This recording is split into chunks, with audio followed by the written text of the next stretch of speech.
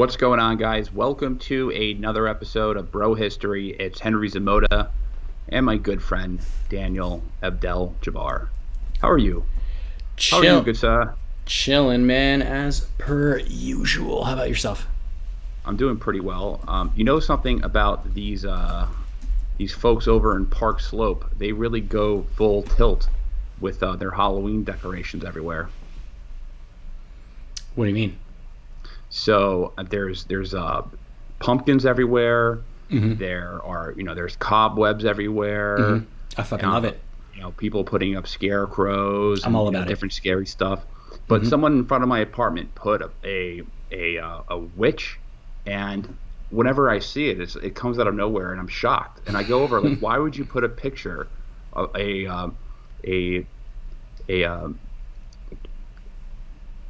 doll or an effigy, an effigy of Nancy Pelosi? Yuck, yuck, yuck, yuck.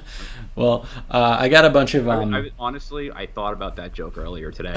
I was like, it's like a dad joke, a conservative dad joke. Yeah. But I just had to say it. The person did put it's quite the effort that these people do. I fucking love it. I love Halloween. It's my favorite holiday ever. I get dressed up. I spend a lot of money on it. I fucking love it. It's great. What are you gonna do this year? Are you not gonna?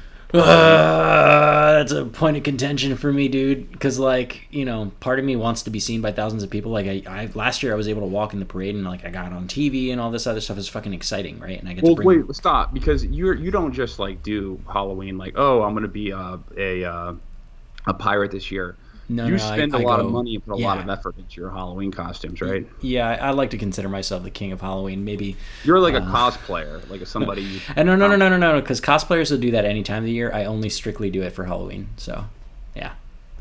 But yeah, I spent a lot of money. I do not look anything like myself, right? And last year I was like an android, and I had a ridiculous mask that was just like full silicone and light up LED armor, and it was absolutely dope. So ridiculous. And I love walking through the streets of Manhattan, on Halloween, because everybody wants to take a picture with you, and everybody loves this shit. I live for this kind of stuff. And the fact that Halloween is canceled this year in Manhattan, at least the parade is, kind of puts a damper on that for me. And it sucks because this year Halloween's on a Saturday, so I don't have to take any time off of work. It's also a full moon, which is more creepy for Halloween. I don't know. It's all fucked up, man. I have an idea. I don't know. What?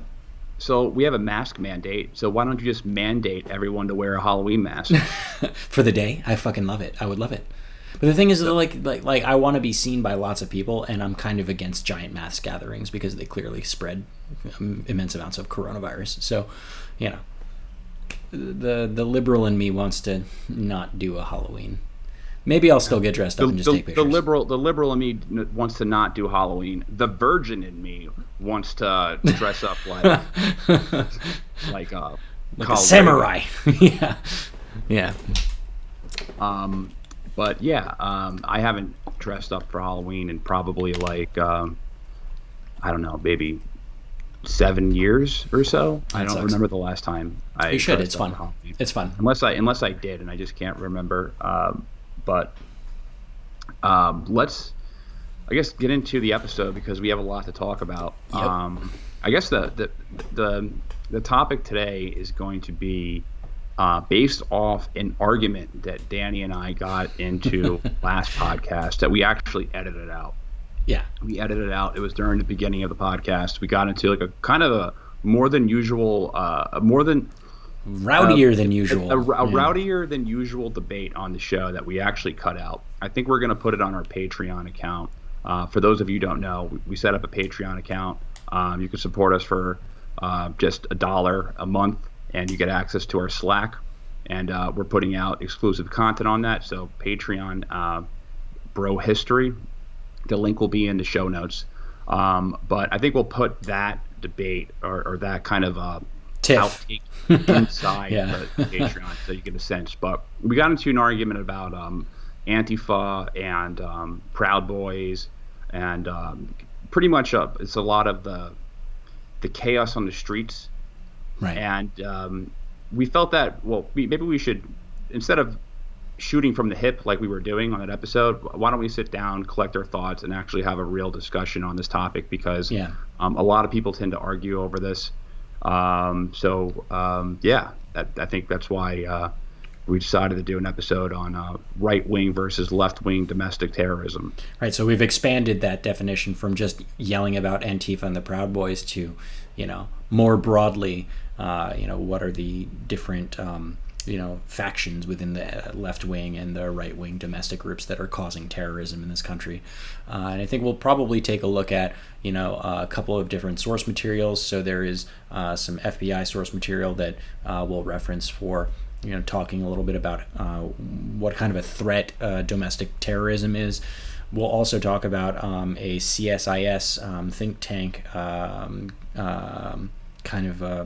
what would you call it? Like a research paper, if you will, on domestic terrorism over the last 25 years. That'll be like a primary source material that we'll introduce.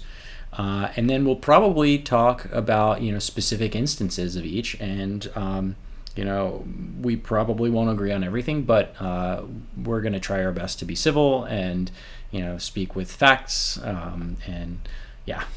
I think that's the plan. We'll see how it goes, though.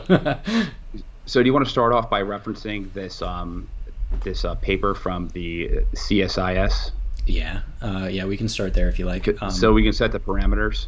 Yeah, for sure. Like what definitions? Because I think the biggest thing when right wingers and left wingers, when they start debating things, a lot of times they don't share the same definitions, which just leads to a really just massive confution. Yeah, it's like apples and oranges comparison. So I agree. We should totally lay out like what we mean and what we're going to cover.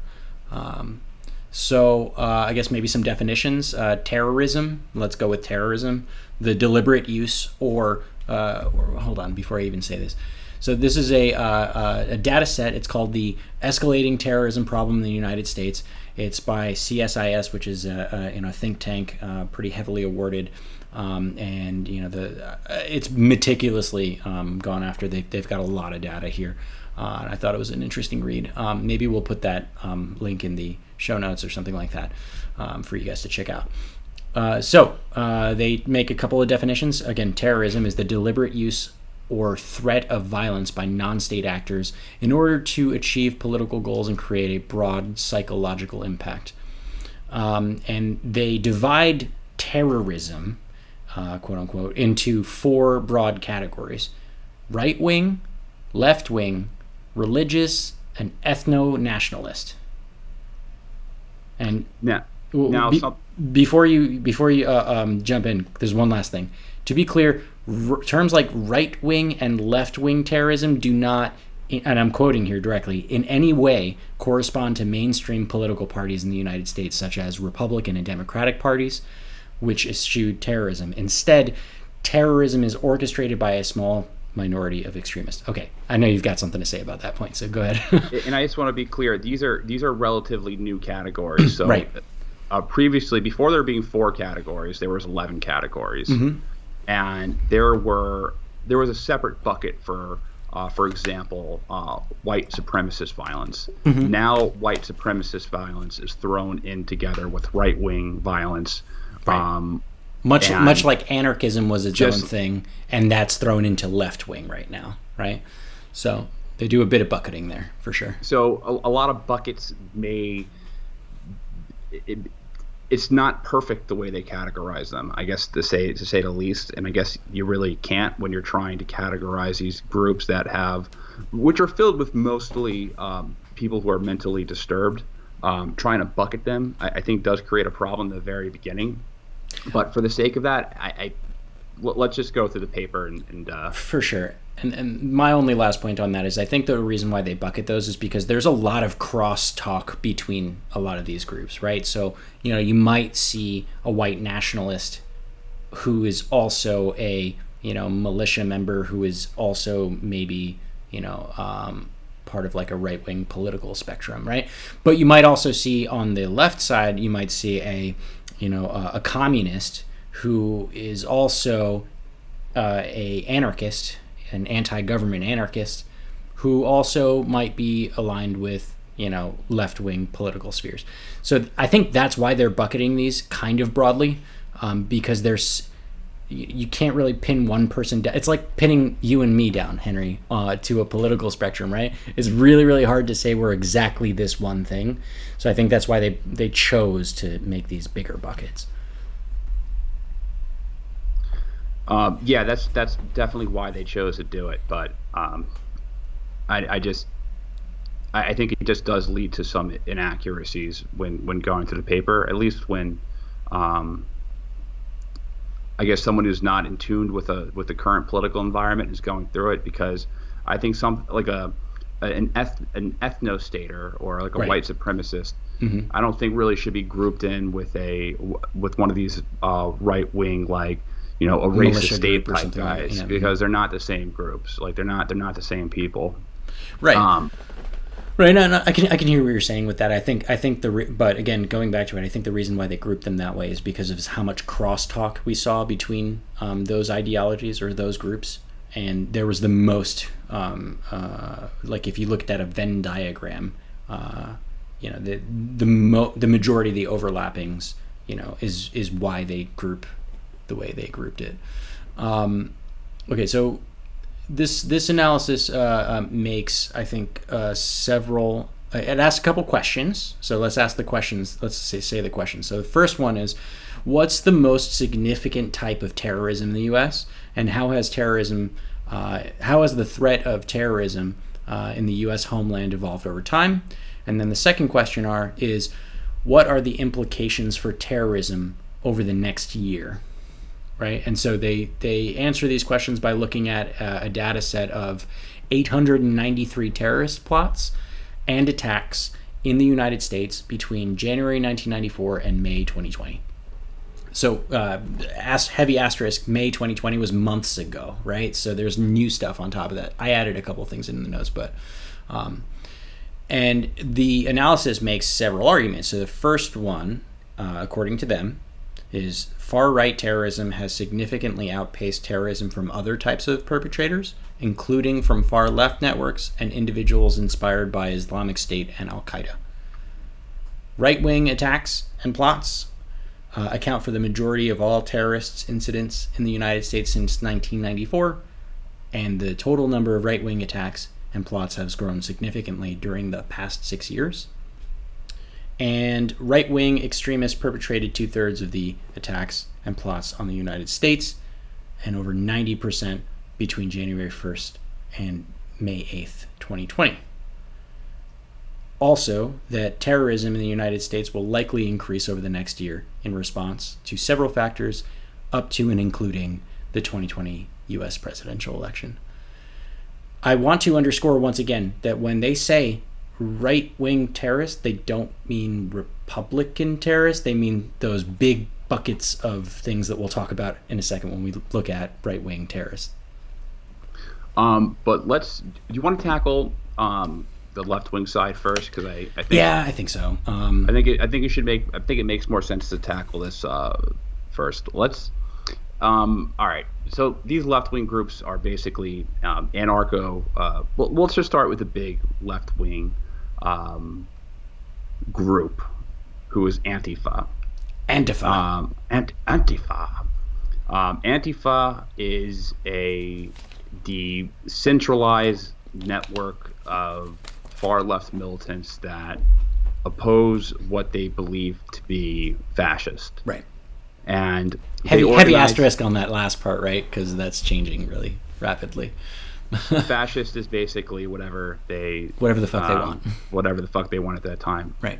And they organize together to conduct counter protests to disrupt gatherings which they don't agree with. Mm-hmm. What they do is that they organize in black blocks, so black clothing, ski masks, scarves, sunglasses, and other materials to conceal their faces. And during these confrontations, they use improvised explosive devices, so fireworks, M80s, frozen water bottles, blocks, makeshift weapons, knives sometimes. And there was a murder about 2 months ago from somebody who claimed to be Antifa. One murder. Guy who said he was 100% Antifa, but nevertheless, they do have a history of violence, and the way that they organize is through their through social media, encrypted peer-to-peer networks, and messaging services such as Signal. Right. Now, I guess the big thing that everyone's thinking of is debates that we just had. So, is Antifa an idea? So this is going to probably be maybe a point of contention between us, but let's go over what Joe Biden said. Joe Biden during the debate, and he got this from FBI Director Chris Wray. Right. He said that Antifa was an idea. Chris Wray, what he said was Antifa was a real thing, and that the FBI had undertaken any number of properly predicted investigations into what we would describe as a violent anarchist extremist, including into individuals who identify with Antifa. But he said it's not a group or an organization; it's a movement or an ideology. Now I don't know. What's your thought on this? Like, do you agree or disagree? Well, I actually think I agree. I think it is an ideology, and I think that we're in 2020 and we just happen to use words however the fuck we want, and then it just kind of sticks. Here's an example: coronavirus. Right? Coronavirus is not COVID-19. Right? Coronavirus is the big umbrella. Right? It's like a type of virus that exists, right? You can think of that as like a Chevrolet, right? And that's the make, right? If we're talking about cars. And the model of this coronavirus is COVID-19, right? So that could be like the Chevy Tahoe. The Tahoe is the model. I can't believe I'm making a comparison to a Chevy Tahoe and a coronavirus. But much like that, Antifa is the big umbrella, right? That's the idea, the ideology, right? Anti-fascist. That's what the thing is for. But you might point out, like, say, Rose City Antifa, right? That is an organization, right?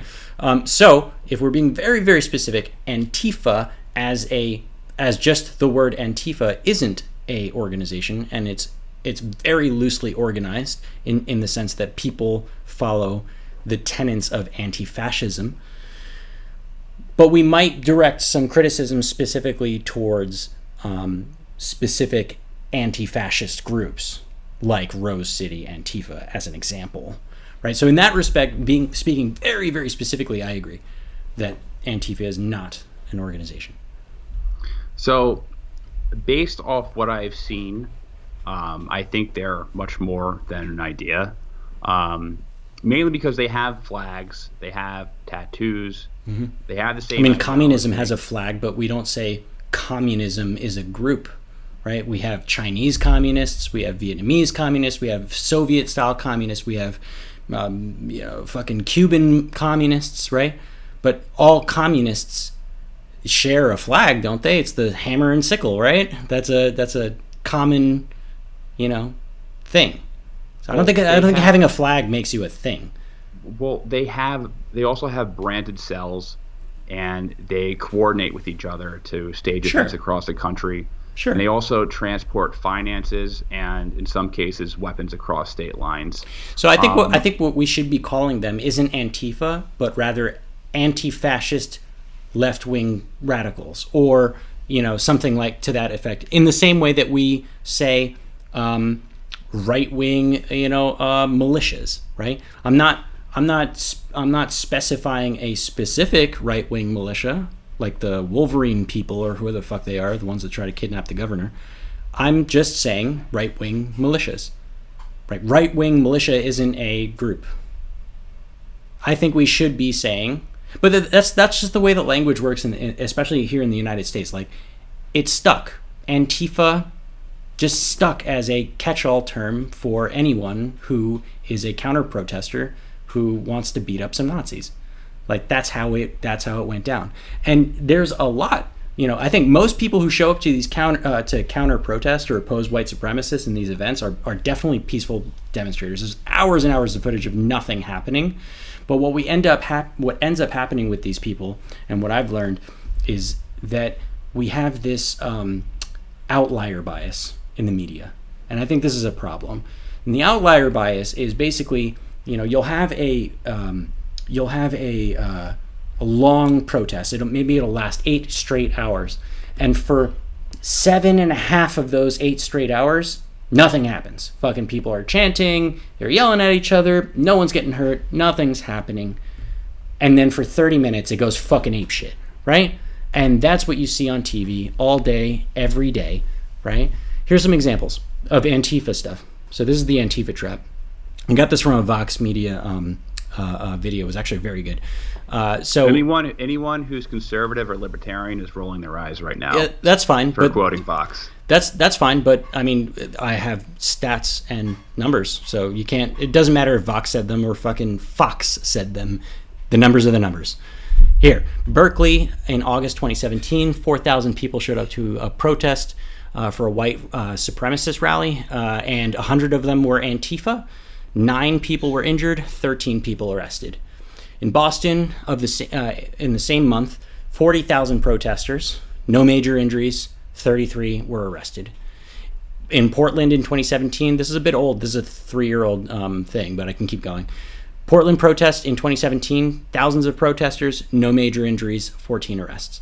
That sounds like a lot, but this is roughly the same number of average arrests that you get at any standard NFL game. Jets fans are more fucking violent than Antifa in that respect, if we're just talking numerically. And so I think the outlier bias is that the media focuses heavily on the sensationalism of these types of protests. They make them seem way more violent than they actually are because it's just more interesting to do so. Remember, they're selling ads. They want to capture your attention. They're clickbaity, right? This is their whole business model. And it doesn't work if you just have a fucking boring sit-in or a chant, or something stupid on TV. Now, in fairness, and I'm going to be very fair about this, you can use this exact argument of the outlier bias for right-wing militias and right-wing extremism as well. This isn't like the overarching theme. The majority of people who show up to protest on the left are absolutely peaceful, and then there's this group of fucking jackasses who get sensationalized in the media. But by the numbers, as far as Antifa goes, so far we've only got one person that's ever been killed by a confirmed Antifa member, and that's that. Well, I'm not really talking about the protest as a whole or the riots as a whole. I think the majority of the riots, the majority of the looting has been committed by opportunists who are basically like, hey, let's. I have a theory. I can't prove this, but I'm sure with enough investigation, I think I'd be proven right that a lot of these some of these BLM riot or protest or heist situations in reactions to like someone being killed by a police officer are organized by people who are planning on robbing a place blind, like the one that happened in Chicago a couple of months ago, where one of their whole forget the neighborhood called, but it's like a nicer part near Lake Michigan, right, where the whole strip, like that's where they have like their Gucci stores and stuff, and high-end retailers are all located over there. That place was just robbed out of nowhere. Yeah, it was fucked up. Out of nowhere, and it was like had nothing to do with anything either. Yeah. It was a organized group.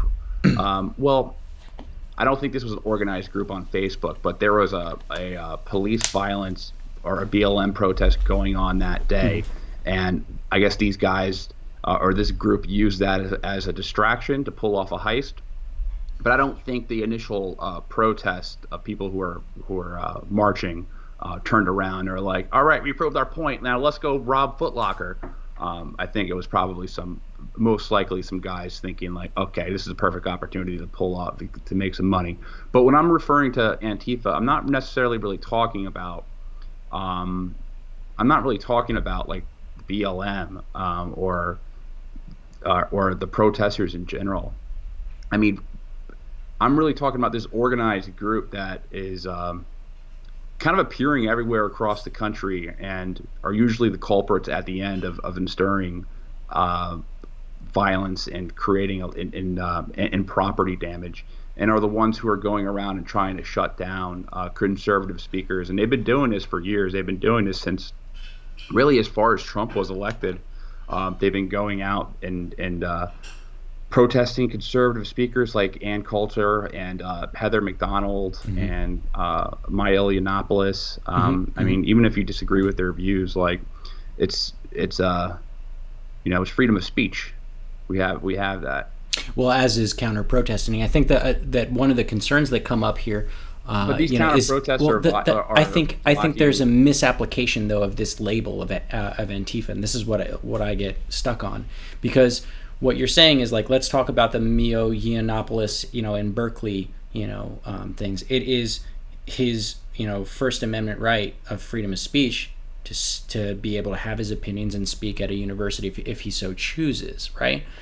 But it's also a First Amendment right to protest. And many counter-protesters came to say, we don't think that Milo Yiannopoulos, or whatever the fuck his name is, should have a platform, right? Because he says hateful things. Now, be that as it may, there's nothing constitutionally. Both of those things are constitutionally protected by the First Amendment, right? Both of those things. But I think where we're making a mistake here is by calling those counter-protesters Antifa, because really what we should be labeling is as Antifa are specifically those who proactively seek physical confrontations with their perceived fascist adversaries. Why should we narrow it to those people and not just any counter-protesters? Well, I think it comes from the history of the anti-fascists, right? This started not just recently, right? This started a long fucking time ago. It began in the 60s in Europe and reached the US by the 70s. So it's been around for years and years. And their whole tenets has been around, their ideology is rooting in this assumption that the Nazi Party would have never been able to come to power in Germany if people had more aggressively fought them in the streets in the 20s and 30s, right? And so because of those roots of where this if a bunch of 20-year-old theater students were able to confront the Nazis, everything would have changed. I'm not saying that they're right. I'm just saying that that's what they believe, right? Hey, if our gender studies department went out and confronted those Nazi bastards, World War II never would have happened. We would have had Hitler down. I'm not saying it's right or that it's fucking accurate, but I am saying that that's where the ideology comes from, right? And the ideology is we have to go out and sometimes physically confront people who we believe are fascists, and now I guess the issue here is that they are in today's Antifa, I'm using air quotes, today's Antifa, they're using they're stretching what fascist means. Fascist just means whatever the fuck they think is bad, right? Right-wingers, Trump, fucking, pro-gun rights people, anti-vaxxers, fuck, whatever the fuck they want, whatever they think is not cool, which I personally think is fucking stupid, right? Like, I think they're you had me at punch a Nazi in the face, but then, you lost me when you're like, just literally anyone who I disagree with, Well, you can't even punch a Nazi. No, I know, but it's like hard to defend a Nazi ever, So it's hard to defend a Nazi, but I mean that's America. There was a Nazi party in the U.S. during World War II. I mean it was shut down quickly, or at least in the 30s. I forget the exact timeline of it, but I know my old neighborhood in the Upper East Side, which was a largely German neighborhood, back in the 30s, they had Nazi symbols everywhere. And it wasn't like a big deal. It was just like, oh yeah, these guys are pro-Hitler. It was before the war obviously broke out, and when after Pearl Harbor, obviously these things were removed. Right. But their Antifa's definition of fascism is very, very broad. Yeah, I don't like on their website. If you go to rosecityantifa.org, which is a specific Antifa group. Right. That organization, which is their largest chapter, just the largest Antifa group. What is fascism? So if you go to their about page, it defines their ideology in their own words. And what is fascism? Fascism is a belief that can be described by a set of traits it doesn't have to have everything on the list. And in fact, most versions in the world won't have everything on the list. Mm-hmm. We would say most versions will be ultra nationalist, authoritarian, xenophobic. Mm-hmm. And we can also say for sure that the danger that fascist organizations possess is real and immediate because violence is essential to achieve their goals. And I guess that is where their justification comes to Fight violence with violence. Yeah. violently react to people that they perceive as fascist. Right. And so I guess in their movement, while each movement may not contain all these traits, we call it fascist if it has a majority of these characteristics.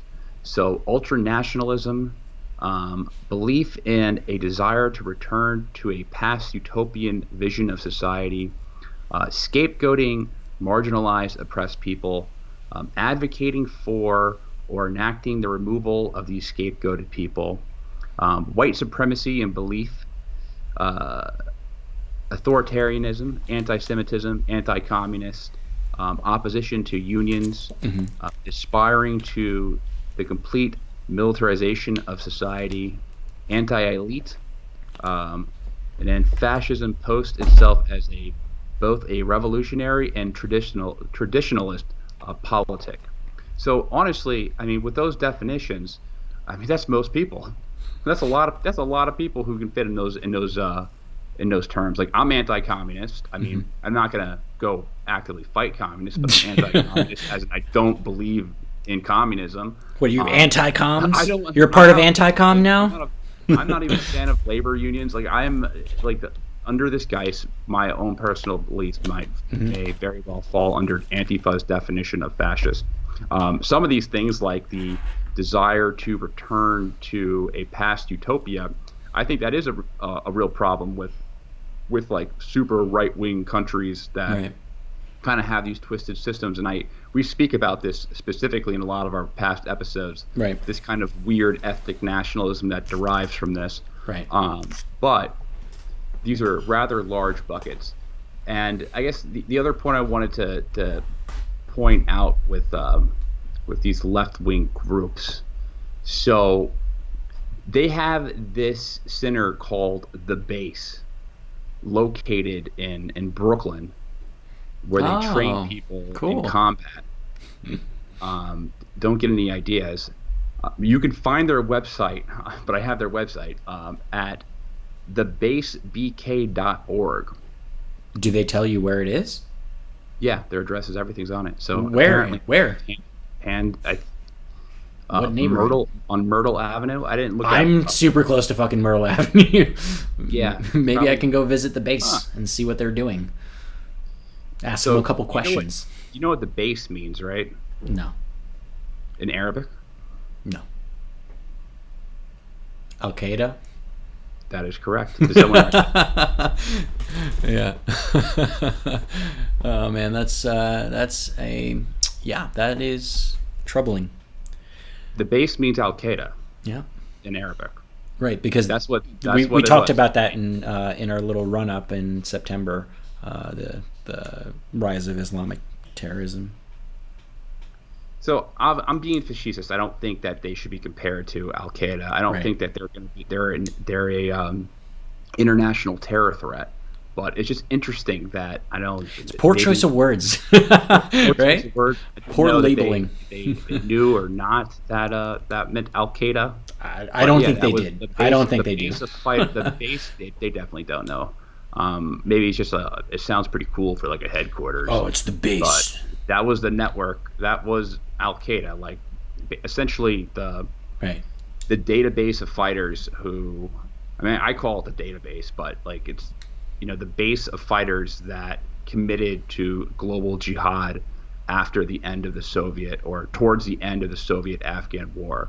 Like that fighting network that pledged allegiance to Osama bin Laden. Right. And Zarhiwi, so it can, the merger of the groups from Egypt and Saudi Arabia, that was the foundation of Al Qaeda, which spread across the world and eventually spread into cells in the United States and Europe. And these cells were responsible for 9/11 Now, um, I think that this decentralized stuff, it could just be a way to shield themselves from prosecution. Yeah, as is wearing masks and shit like that. As in wearing masks. I have a quote. So John Miller, the Deputy Commissioner of Intelligence and Counterterrorism at the New York Police Department, warned that a small fringe network of extremist organized violence in New York City. Before the protest began, organizers of certain anarchist groups set out to raise bail money and people who would be responsible to be raising bail money. They set out to recruit medics and medical teams with gear to deploy in anticipation of violent interactions with police. He said, based on intelligence collected by New York's Joint Terrorism Task Force, they prepared to commit property damage and directed people who were following them that this should be done selectively, only in wealthier areas or at high-end stores run by corporate entities, the corporations. Yeah. Also important in that is the fact that, you know, these are, quote, anarchist groups, right? So you see some overlap between Antifa and anarchists, but they're not all Antifa are anarchists, and not all anarchists are Antifa, right? So this is, again, They part of this larger anarcho-communist. Yeah. That's all a part of this like larger bucket that this CSIS data set puts them in. Well, anarcho-communist is like is an oxymoron, isn't it? I guess it 100% is. Maybe someone who has a better mind for political theory. Anti-government, big governmenter. Yeah. It's possible to have a communist society in a libertarian utopia, but not the other way around. Possible to, let me say that again. It's possible to have a communist society within a libertarian utopia. Yeah. No, I think that's possible. If you want to if it's voluntary, right? Voluntary. If it's voluntary, right? My big point though, like going back to all this, do I think that they're a terror threat? No, I don't think that they're an actual terror threat. There was a attempted bombing back in 2019 of somebody who self-proclaimed himself as Antifa. He tried to bomb an ICE facility. Yeah, that was William Van Spronson, July 2019. He attempted to bomb the U.S. Immigrations and Customs Office detention facility in Tacoma, Washington, and he used a propane tank. But he was killed by the police pretty quickly. And I think the reason why that there's not many, I think the Antifa just suck at terrorism. Yeah, they just suck at terrorism. I don't think that they have the ability, first of all, but I just don't see them as an actual like terrorist threat as we think of it. As we think of terrorist threats, as we think of terror, I don't think that there's going to be like an Antifa bombing. Maybe I'd be proven wrong. I hope no, I don't want to say I'm hoping proven wrong. That'd be terrible. I meant the other way around. I hope I'm not proven wrong. Right. But there could also just be like not false flag, but what's the word when? Yeah, I guess we could use false flag, like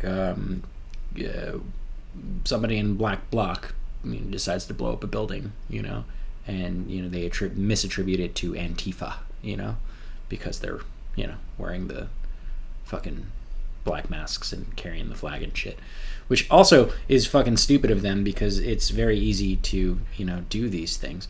And I think with a lot of these protests, when we were talking about the protests earlier in the year, I think we kind of both agreed that there's definitely some random weirdo stupid people elements that are just has nothing to do with the larger collective, but just decided that they want to just cause trouble and break shit. One of my biggest beefs with Antifa is that they took a legitimate issue, police violence, and they dumped fucking crazy sauce on it, just like how Alex Jones dumps crazy sauce on conspiracy theories.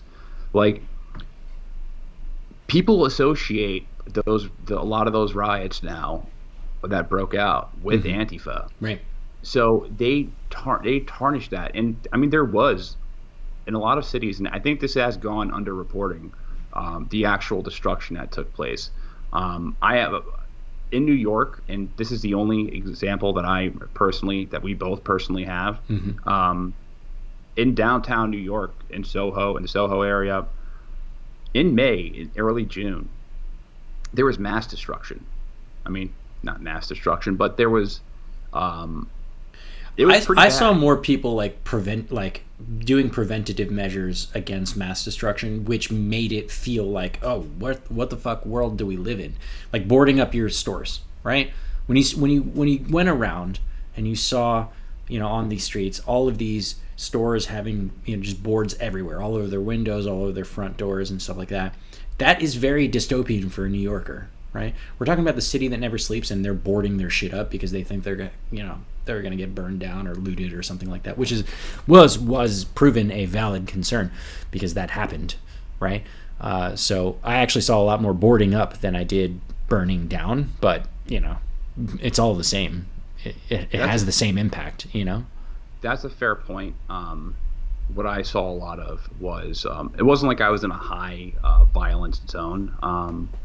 I saw the aftermath of a lot of the riots, and I saw something that really turned me off was all the graffiti on all the boarded up shops downtown. I hate that shit so much. It's very weird. Very weird. I don't want to dwell on Antifa anymore because I honestly don't really feel. We've never talked about them on this podcast before, and I honestly don't plan on talking about them ever again after this. Okay. Unless they do something really bad. But I want to talk about this worldwide threat to the Homeland FBI Commission. So I want to move into the other side. Okay. Because I think there's more to talk about here. So the greatest threat we face in the homeland is that posed by lone actors radicalized online who look to attack soft targets with easily accessible weapons.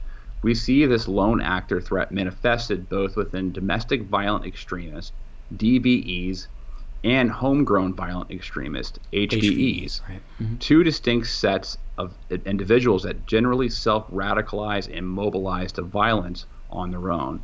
DVEs are individuals who commit violent criminal acts in furtherance of ideological goals stemming from domestic influences such as racial bias and anti-government sentiment.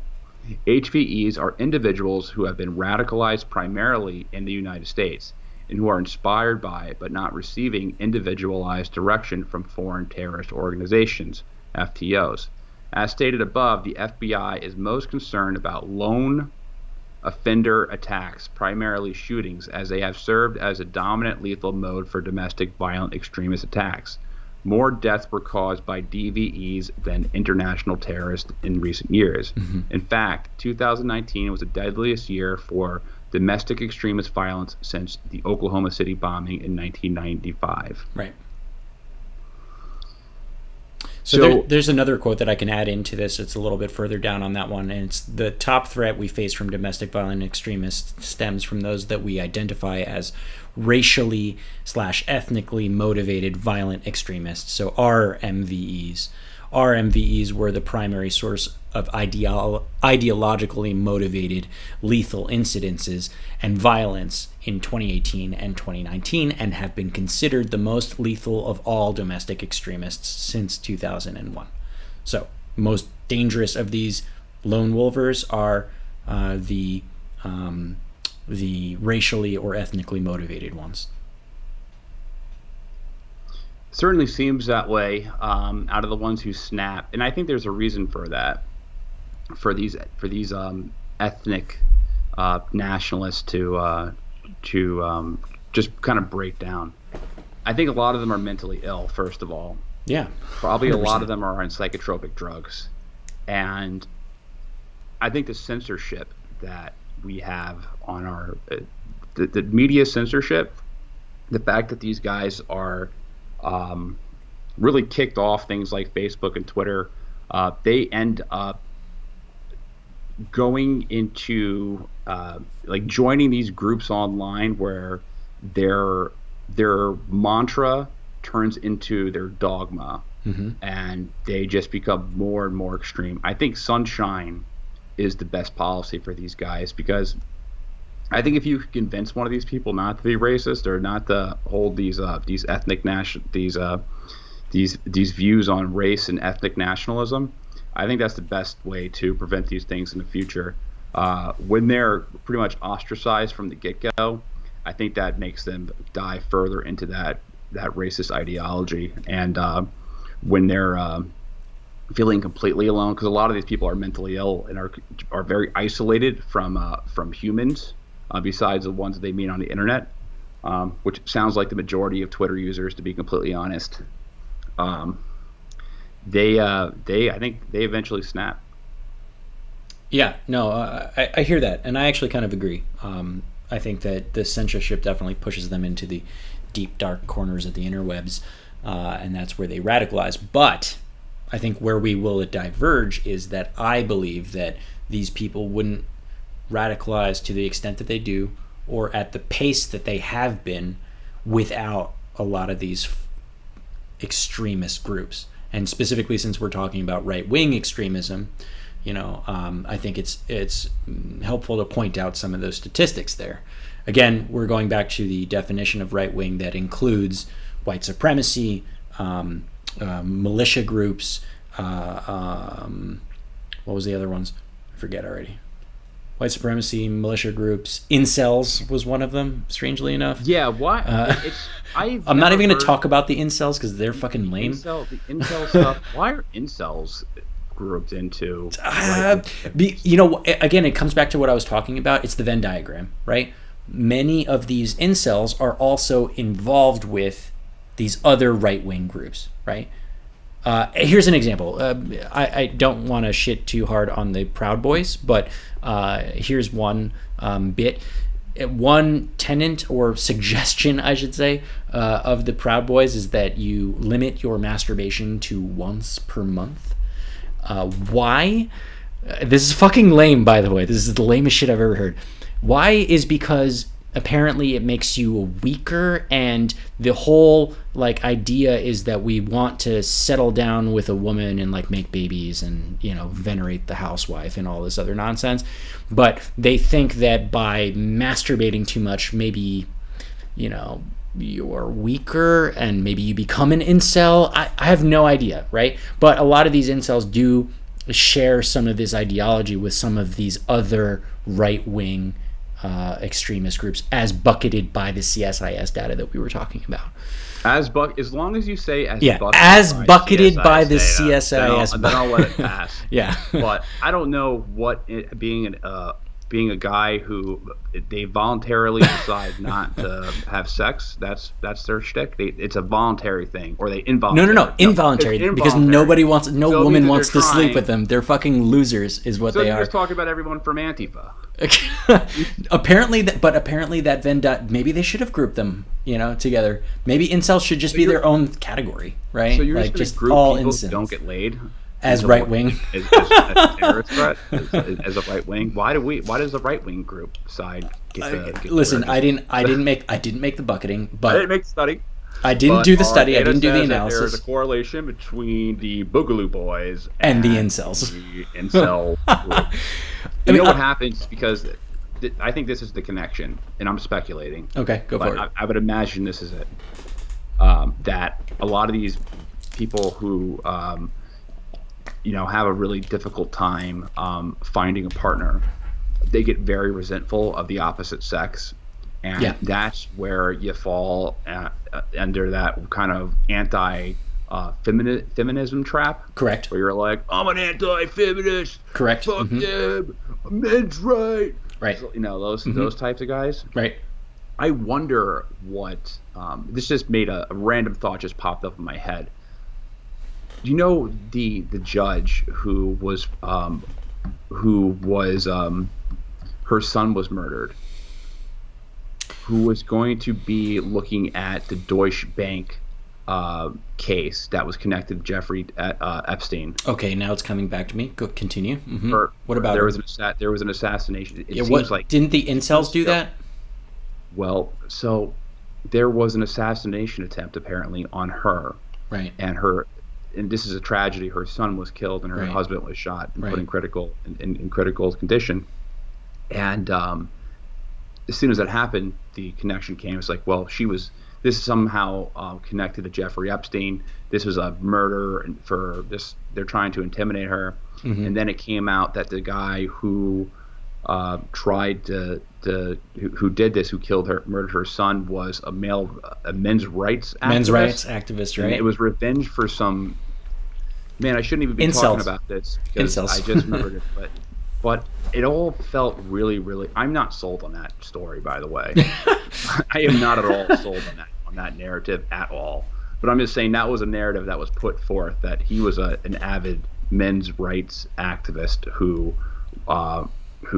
attacked her because of her being a successful female judge or something like that.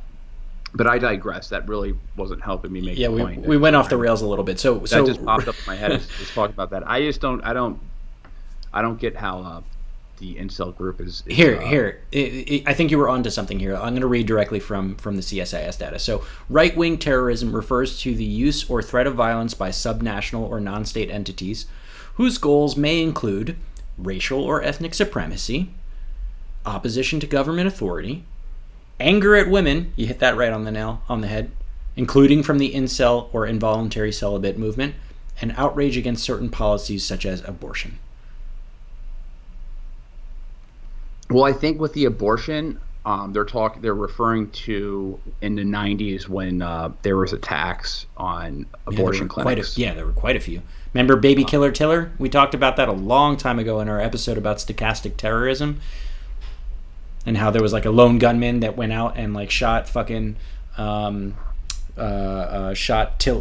Tiller, who was an abortion specialist, after he left church. The issue was that fucking Bill O'Reilly for like months was calling Tiller Baby Killer Tiller, Baby Killer Tiller, and all this other fucked up shit. And that's evidently how this gunman was radicalized. And I think there's no question that Bill O'Reilly is a right-wing person. I'm not saying a political party. I'm just saying, ideology spectrum, right? So there's that connection. Maybe it might make sense at this point to just talk a little bit about some statistics of this right-wing terrorism, because there's so many more data points on this particular thing than there were of left-wing thing. I think we kind of started off by talking about it, but right-wing attacks here accounted for the majority of all terrorist incidents in the United States since 1994. So that's number of incidents, not number of fatalities. Number of fatalities. And this is according to the CSIS, remember. Right. And it's according to their bucketing. Our definitions. This is according to the CSIS definitions, right? Which the definitions were different only a couple of years ago. But I just want to make sure that we make this point. As long as we're just following that. Right. yeah, of course. It says that the total number of deaths, fatalities, goes to specifically religious extremists, not right-wing extremists, and that's mostly because of the 9/11 attacks. So basically, there was like 3,800 or something like that people that died. Excuse me, I can read the exact number. 3,086 people died from 1994 till now. Of those, 2,977 happened on September 11th. So if you control for 9/11, though, right-wing terror killed more people than all other terrorism combined. Even more so if you only look at domestic terrorism. So like terrorism that was started by American citizens on American soil. What would we call those? Not HVEs. What was that word? An MVE? No, not the MVE. The other one, DVEs. Domestic. Violent extremist. Yeah, thank you. Okay, so in 2019, as an example, right-wing extremists perpetrated nearly 2/3 of the terrorist attacks and plots in the United States, and they committed over 90% of the attacks and plots between January 1st and May 8th of 2020. for fatalities' sake, we can look at the number of people died. So we already talked about like religious terrorism being the number one there because of 9/11. But right-wing terrorist attacks caused 335 deaths. Left-wing attacks caused 22 deaths. And ethno-nationalist terrorist attacks caused 5 deaths. So I think when the CSIS data is talking about right-wing terrorism, there's 3 broad types that they're really narrowing down. So they're looking at white supremacists, anti-government extremists, and incels. And I think to your point, and it is a good point, they're lumping together a whole lot of fucking people, right? Like a whole lot of things are falling under white supremacists, a whole lot of things are falling under anti-government extremists. And incels are just there for some reason. Maybe they just couldn't find an accurate place to put them. There are, in fact, a lot of differences between them. And this is the point that I think the reason why they bucketed them. They write, adherents also tend to blend elements from each category, but there are some commonalities. So first, terrorists in all the categories operate under a decentralized model. They, for example, anti-government activists and white supremacists, Louis Beam advocated for an organizational structure that termed leaderless resistance to target the U.S. government, right? And in that sense, we're talking about both anti-government and white supremacists, both using the same tactics. So I think that's part of the reason why they're bucketing them together, because they're using similar tactics, using similar ideologies. There's a lot of crosstalk between them. So let's maybe talk about the white supremacists, because I think that's what a lot of people point. That's the thing that people say against Proud Boys inaccurately. I've done so myself in the past, right? And Proud Boys just happen to be the popular one this time around. But really the nasty folks, the ones that the FBI even says are like the most dangerous, are these white supremacist groups. So they are highly decentralized. Most obviously believe that whites have their own culture, that are superior, or they're genetically superior to other peoples, and they should exert some kind of dominance over everyone else. There's this great replacement conspiracy, which claims that whites are being eradicated by ethnic and racial minorities, including Jews and immigrants. When I was reading this, it kind of reminded me of the Unite the Right protest, right? The folks with the tiki torches, the "You will not replace us" or "Jews will not replace us." I wasn't really sure what they were saying. Was it "you" or "Jews"? It was "Jews will not replace us." Right. So it kind of goes right along the lines of that great replacement theory there. They also hold some Zionist-occupied government conspiracy theories that Jews secretly control the U.S. government, the media, and the banks, and the United Nations. There is this one group, a very specific white supremacist group called Atomwaffe Division, and that's the atomic weapon division in English. And it's a U.S.-based neo-Nazi hate group with branches in the UK, Germany, and the Baltics. In 2018, Brandon Russell, who is the founder of that group, AWD, was arrested and sentenced for possessing a destructive device and explosive materials. And then in February, just recently, 4 AWD members, including Cameron Shea, a high-level member and recruiter of AWD, they were all arrested for conspiring to target journalists and activists. And in 2018, the AWD hosted a Death Valley hate camp in Las Vegas, Nevada, where members were trained in, guess what? Hand-to-hand combat, firearms, and the creation of neo-Nazi propagandas, videos, and pictures. So kind of like the base, the Antifa base. Everybody's got their own little thing. I guess for the anti-government folks on this right-wing extremists, these include people like militias or sovereign citizens movements. Most militias extremist views for the U.S. government as like they're corrupt, right? And that the government is like a threat to our rights. Other far-right governments, anti-government groups, have also mobilized to like protect gun rights, right? So one example was the recent protest for what was it called again? The Second Amendment rally. Where was that? Just recently this summer. Do you remember that one? Second Amendment The Second Amendment rally that it happened like just this past summer. It was interesting because like also Black Panther folks showed up there for the same reason. I don't know. No? I don't remember this. Okay, well, I don't have enough information on that one. So, other part of these anti-government extremists that they're lumping together are an example would be like modern militias, which are organized like paramilitaries, and they do weapons trainings and other field exercises. In one case, this 3%ers group, like Delta Farce, That's what I think of. That's exactly what I think of when someone says like, "Hey, training with militia." I think of Larry the Cable Guy and Delta Farce. Yeah, I mean, honestly, I like, as a liberal, I like guns. I think they're cool. I don't like when people use them to kill people. I would personally prefer that people just use them to shoot like paper targets and shit. And like, if you have to hunt, go for it. But like, I don't love the idea of guns for self-defense, even though that's what they're for. But yeah, it's kind of lame, you know. I prefer my crossbow. It's kind of what are you, Joe Rogan? I think it's kind of lame. Like, join one of these militias and like think that you're, you know, gonna fucking topple the U.S. government or something like that because they're so corrupt. Weird. I honestly think, I'm gonna intercheck. I think that most of these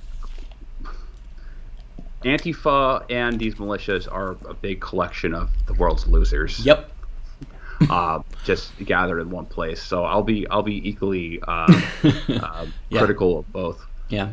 But I just want to interject real quick. Sure. So some of these groups are completely loaded with FBI informants. Like, you were telling me a story about that guy who claimed to be the Antifa, who said he was a leader of Antifa, and the FBI approached him. Yeah, the story about that was that when Trump was getting on this bandwagon to try and like label Antifa as a terrorist organization, this guy from Charlotte, North Carolina, tweeted that he was the leader of Antifa, and then the fucking FBI immediately reaches out to him and tries to get him to be a snitch, like to get him to be an informant for them. Which is fucking nuts. Apparently he played along for a little while until he was like, no, dude, I'm not fucking Antifa. Like, it's not a thing. It doesn't have a leader. Like, you're fucking losers. Dude, the FBI, the only plots that they stop are the ones that they inspire. Yeah. So, all right, there was this Boogaloo thing. Oh, yeah, we got to talk about the Boogaloos. The Boogaloo. So there is a report that everyone is citing that is called Boogaloo Adherents Likely Increasing Anti-Government Violent Rhetoric and Activities, Increasing Domestic Violent Extremist Threat in the FBI Dallas Area of Responsibility. Mm-hmm. That's the full report name. Right. That's fucking mouthful. And I forgot who was referencing it. If it was The Nation, I think it was The Nation I was reading. They were the one. I think that's The Nation magazine received it, and they were like, "This is proof that we're being overtaken by Nazis." So the big thing. So the quote that I gathered from it. I know I'm selectively taking a quote, but the Dallas field office assesses Boogaloo adherents such as militia violent extremists (MVEs).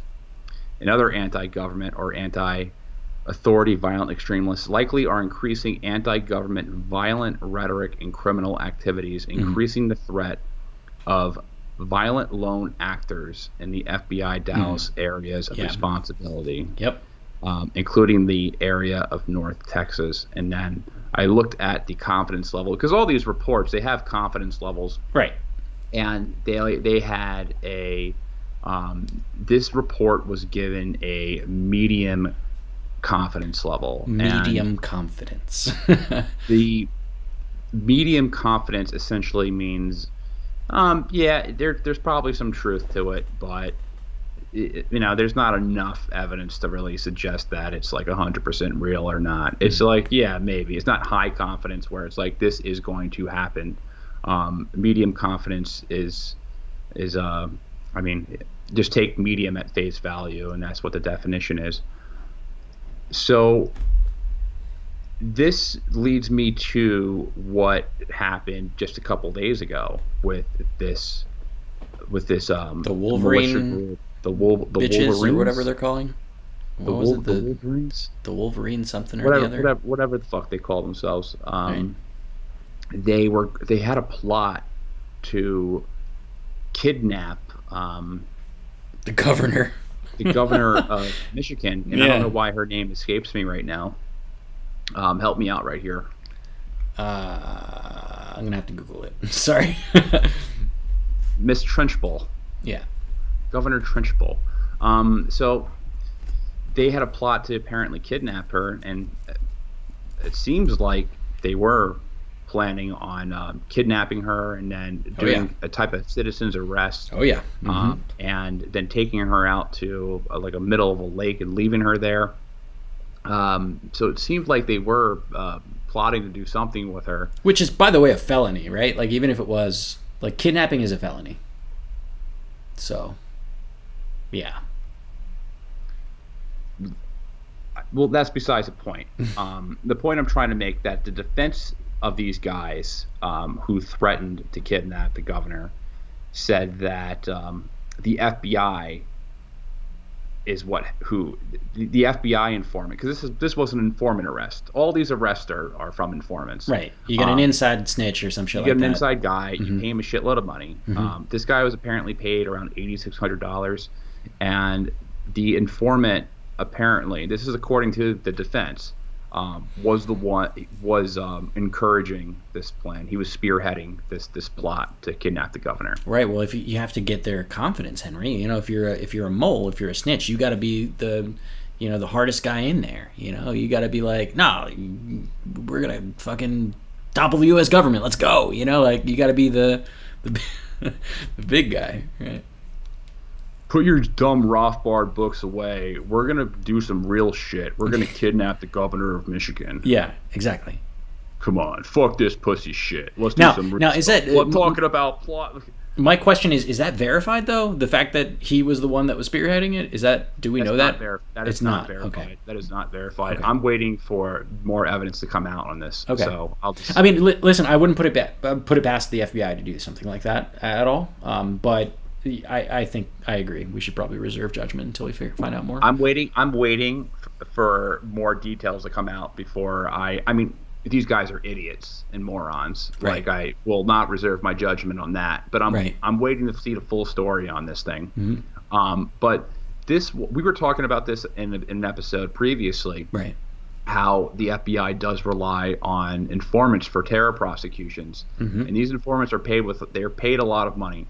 And if we were talking about Ahmad Salem during the Day of Terror trial, Salem, yeah, Salem was a key witness, an informant that was used for the Day of Terror plot, right? On for the Day of Terror plot, but he was the informant who was close to the blind Sheikh Rahman, along with all the guys in the Al Farouk Mosque, right? Who were in Brooklyn and in Long Island, and this was the Al Qaeda cell that was linked to that did the '93 World Trade Center bombing, and they were using Salem, and then they ended up essentially not using him anymore because he refused to wear a wire. Well, that was because the FBI director, or not the director of the FBI, but the guy who was like his handler's boss was a total fucking dick, and just, there is some context there. Salem didn't want to get killed, and he didn't want his family to die, which is why he didn't want to wear a wire. And then this dude comes in, guns blazing, no fucking terrorism experience, and says, "Hey, guess what? You're wearing a wire, and you're gonna testify in court about it." Like, he ruined it. That one guy ruined it. Sorry. The attack after the World Trade Center bombing, the '93 bombing, it kind of validated Salam, and the FBI was knocking on his door again. Yeah, like asking him to come back, right? Asking him to come back, and he goes back in as an informant. This guy is paid over $1 million throughout his career as an informant. A lot of money. And he was a key witness during that trial with Ramzi Youssef. The bomb maker. the bomb maker. Mm-hmm. Um, and this was the I guess the template that was used going forward um, um, to prosecute terrorists. So an interesting story is and I go more into detail in this on a podcast and our Patreon. But do you remember the Draw Muhammad contest? I do. Mm-hmm. So the Draw Muhammad contest was in 2015. Some right wing group or some right wing pundit, she made a provocative contest to, by all means, it seems like it was to incite some sort of reaction from Muslims, Right. because drawing Muhammad is haram. a no-go. Right. That's a sin. Right. Is a sin. So they did it knowing that they were going to offend the Muslim community. Correct. Or at least it was in bad faith. Get a reaction. 100%. It was a bad faith move. So they have this contest in Garland, Texas, and there were some people showed up there with the intent to kill the people at this Draw Muhammad contest, and this was Texas, so they were immediately gunned down as soon as they walked into the center. Correct. Where the contest was taking place, by a security guard, and I think a cop was there as well. This guy Elton Simpson, who was one of the, there was two guys. He was one of the shooters, or I don't think he got a shot off. Mm-hmm. The FBI was very aware this guy was a radical, and he had already been on the FBI's radar. He was already on probation because he was going to go to Somalia to go fight with, I think it was Boko Haram, some jihadist group in Somalia, and he was arrested before he left the country. Mm-hmm. So he was on probation, and this guy apparently got a text. He was more enraged once he was on probation. Right. This guy got a text of this Draw Muhammad. Or no, he got a tweet telling him about this Draw Muhammad contest, and then he got a text, and the text said, "You know what happened in Paris?" And it was a reference to the Charlie Hebdo massacre. Charlie Hebdo, right? Mm-hmm. And he responded saying, "So that goes without saying, no need to be direct." And the FBI is the one who texted him that. So they texted him to go and essentially kind of rile him up to see what he would do. Mm-hmm. And they followed him there. They tailed him on his way to Texas. He was from Arizona. Mm-hmm. And they filmed it. So they sat in a squad car, and they filmed him go out and try to gun down these people. There's like, to then himself get gunned down. To see him get gunned down. Right. I mean, it sounds like that was totally preventable. First of all, by not inciting him with a text message, mm-hmm. And then following him and not stopping. Like, I thought the point, if you're going to entrap them, then at least entrap them all the way and make sure they don't actually commit the violent act. Right.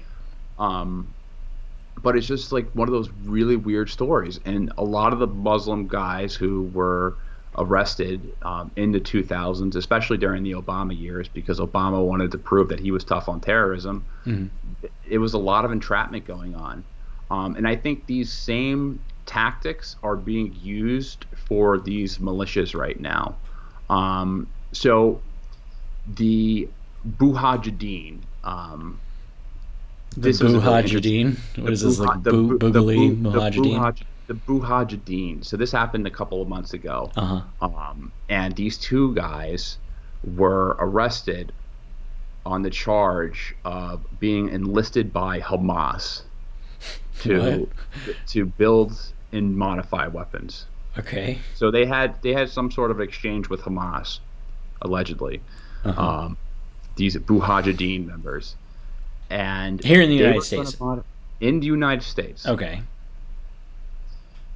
So they were going to modify weapons for them, or in exchange, Hamas was going to help. I think they were going to give them some land to create a training camp for their militia, something like that. I forget exactly what the exchange was. Where, in the Gaza Strip?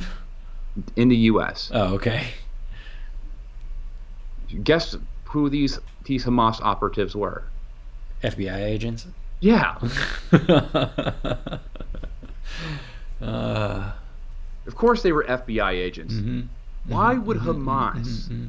meet with some dumbasses in America and exchange land for modified weapons? I don't know. That's fucking. I mean, they're fucking stupid for falling for it, right? They're idiots for falling for it. They're incredibly dumb, but it's just a huge example of how the FBI incites a lot of this shit. And it's also emblematic of the mental states of these individuals who do commit these crimes and who do commit these atrocities, right? And I think kind of like bringing this back, because we've gone a little bit away from the right-wing violence that we were talking about initially. I think, there's, as is pointed out by multiple documentation, including the CSIS data, where they group a whole lot of people together, and we can argue to the cows come home about whether or not to do that. Go ahead. One more point. Go ahead. My main point with this is with bringing in the FBI is I think the FBI has a clear incentive to come out with these reports and say, hey, like there's like an influx of terror cells or potential terror cells, and we stop them. And we stop them by inciting them to do it, to justify these more resources. I think that it's kind of like some type There's of complex within the FBI that they're manufacturing a lot of these plots to sustain their growth and it's whatever the military industrial complex is for, like, intelligence agencies, right? Like they still need money, they still need budgets, they still need to continue on with their things, and they need to look good, right? So if they create a terror plot and incite one, and then they stop the terror plot, that's a check mark for one terror plot that they have foiled, right? And there have been quite a few of them, and I don't know, if I mean, there's an open question here, Henry. The fact remains is that the majority of these, violent actions or deaths or murders, rather, are happening on this right wing side. And is it because maybe in part some of the FBI is inciting this? That's a possibility. Well, here's another theory.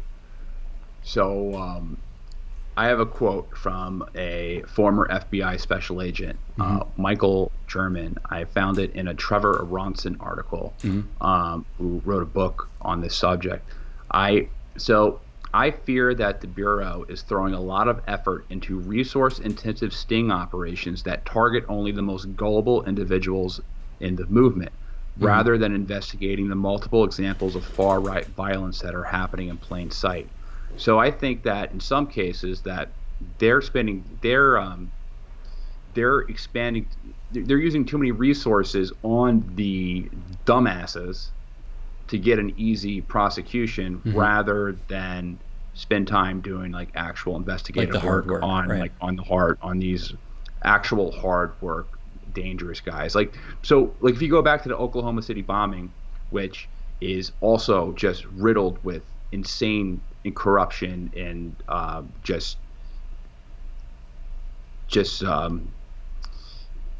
don't want to get into the Oklahoma City bombing right now, but there's a lot of foul play involved in it, and the guys who did it were fucking Nazis. Like they were actually like right wing Nazi types. They weren't the right wing Delta Farce militia dudes. Right. Those guys who were the guys who were, there were informants that were involved in that bombing. So I just don't know how effectively the FBI uses its resources. The Boston bombing, apparently, and this is what I heard, they were entrapping some other guy at the time where these kids actually pulled out the bombing. So they weren't actually following an actual terrorist threat, and they were just going ahead and trapping some other dude at the same time. So they're misusing their resources to get these easy prosecutions, and it results in actual attacks getting through, and also, and it results in cooking their own books. Sure. Yeah, I don't want to underplay the FBI or the intelligence agency's involvement in at least some of these interactions, but I also don't want to make it sound like all of these attacks are, propped up and started by the FBI either, right? No, I don't think that. I don't think that all of them are started by the FBI. I'm just saying that they do. That they're part of it. They do it. All right, I get it. There's a significant amount that are propped up by. At least in the case of this this guy who was asked to be an Antifa snitch, the one that I just talked about. It looks like they're trying to do it in literally anyone, right? And it just seems that they're catching a lot more of these right wing folks than the left wing ones. And I think. I think we talked about this pre-podcast, but like it's the issue is really these lone wolves, these solo actors, right? Folks that go out on their own and decide to kill people or decide to try and kill people or do destruction.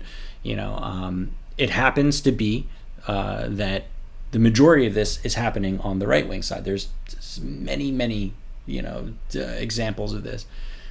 I think personally, though, to your earlier point about how censorship forces these people to go into these like dark web, dark corners of the internet and radicalize themselves. To the extent that is true, I also believe that the fact that these people radicalize and then ultimately go off and carry out these acts of destruction on their own, not as an organized right wing group. Is in no uncertain terms, in my opinion, a result of the existence and propagation of certain ideologies, right?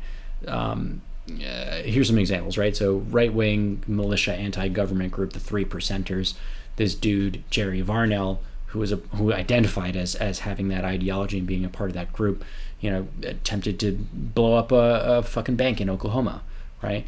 And then Mark Perez, who was also a part of these Three Percenters, burned down a mosque in Texas, right?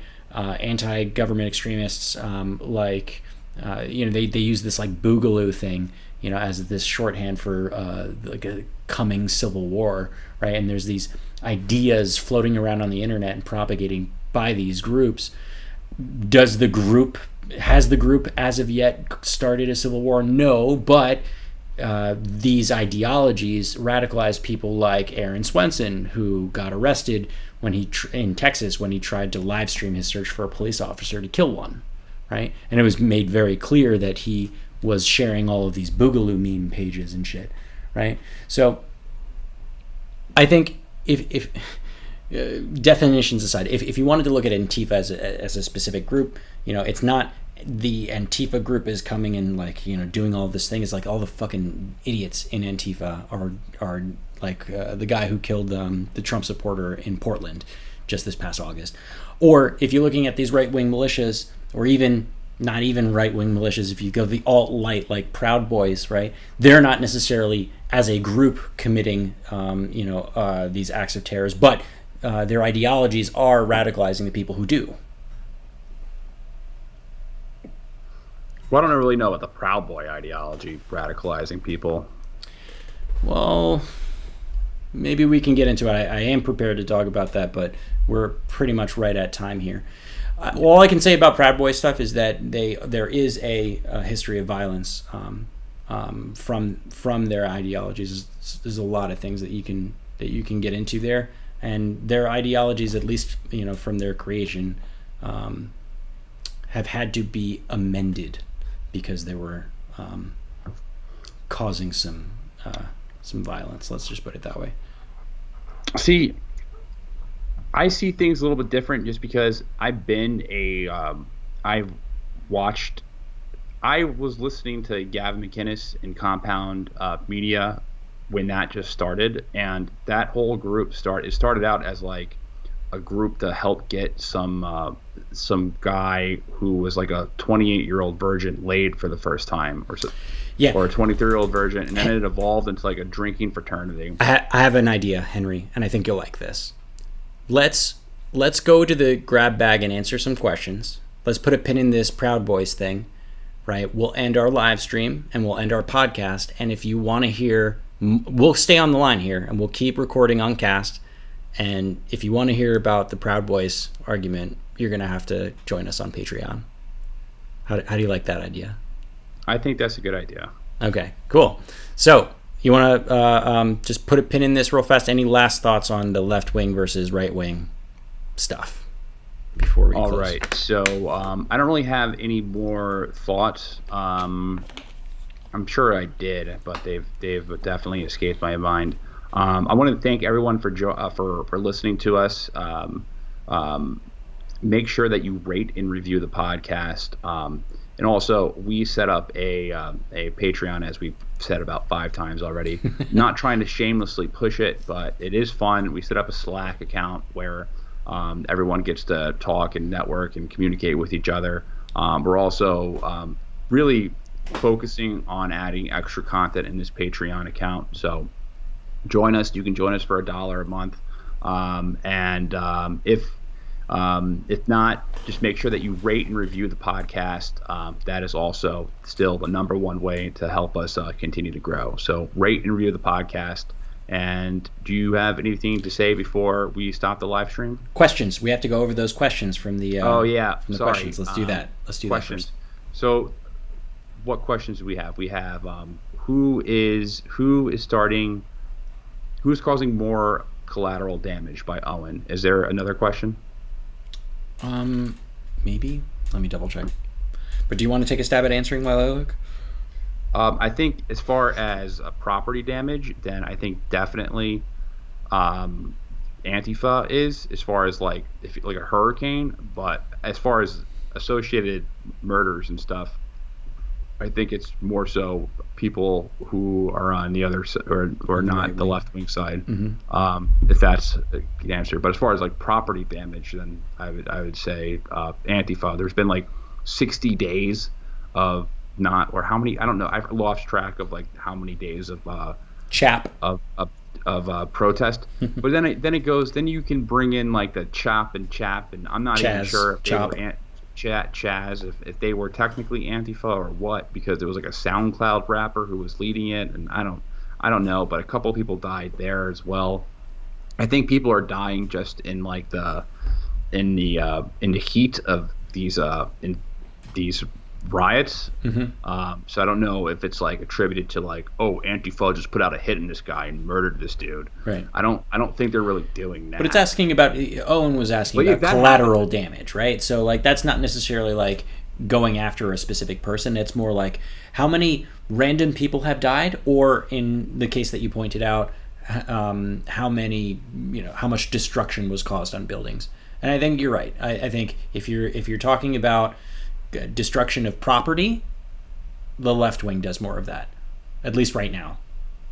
And if you're talking about loss of life, it's the right wing. Easy. As far as like murders, yeah, I think that would be the best way to answer that. Do we have any other questions? I don't think so.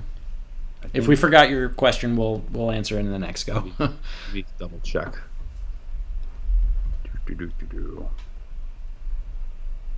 Where's the fucking thing? Oh shit, the Hunter Biden stuff. Oh yeah. You want to talk about it? I guess real quick. I don't want to dive too far into it because I've only read the New York Post article. I haven't jumped into any of the other articles that are trying to debunk it. Mm-hmm. So I haven't received the counter narrative yet, but I don't even think that's the big story. Like, we all knew that Hunter Biden was a crackhead, or at least was a crackhead who liked to indulge in prostitutes.